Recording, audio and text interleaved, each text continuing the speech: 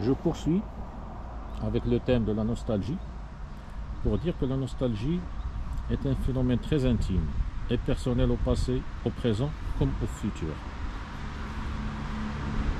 J'ai beaucoup parlé de méditation et de l'intérêt de savoir vivre l'instant présent. Il est dit parfois, en disant que l'instant présent oui, et l'instant d'après, alors et l'instant d'avant, ça compte pour du beurre? Non. Notre passé et notre futur sont aussi importants. Tout est important, le présent, le passé, le futur. Mais ce qui est précieux, c'est la réalité de mouvement. C'est de pouvoir naviguer librement dans ces trois temps psychologiques et de ne rester durablement prisonnier d'aucun. Vivre au présent est capital, mais c'est bon aussi de faire des projets et d'avoir des espérances. Et c'est bon enfin d'avoir des regrets et même de la nostalgie pour le passé. La nostalgie est le mélange en nous de la douceur et de la douleur des souvenirs. Elle mêle l'agréable, on se souvient des beaux instants, et le désagréable, on est triste que ces moments soient passés. La nostalgie n'est pas une simple émotion, elle est un état d'âme subtil, mêlant les sensations, les images, les pensées liées à l'évocation de notre passé, où bonheur et malheur se trouvent harmonieusement mêlés comme dans la vraie vie. L'état d'âme de la nostalgie est un phénomène très intime et très personnel. C'est pourquoi aucune nostalgie ne ressemble à une autre.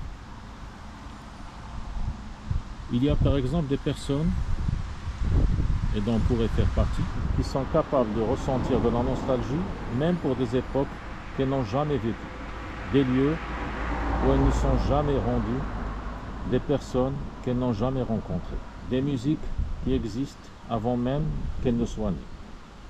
Pendant longtemps, on a considéré que la nostalgie posait des problèmes, qu'elle était une forme de tristesse et de mélancolie pouvant s'avérer problématique. Mais les travaux récents en psychologie des émotions tendent à la réhabiliter. Chez la plupart des personnes, elle entraîne des ressentis plutôt agréables, elle aide à se sentir moins seul, elle joue un rôle important dans le sentiment d'identité personnelle en établissant une continuité entre passé et présent. Il est précieux de laisser régulièrement naître en nous la nostalgie et sans doute précieux aussi d'apprendre à la fréquenter et à la savourer.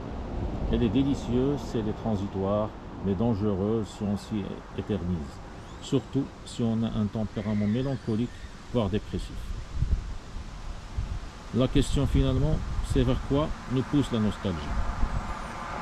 Saint-Exupéry l'a définit comme le désir d'on ne sait quoi, ce flou est sans charme et sans péril.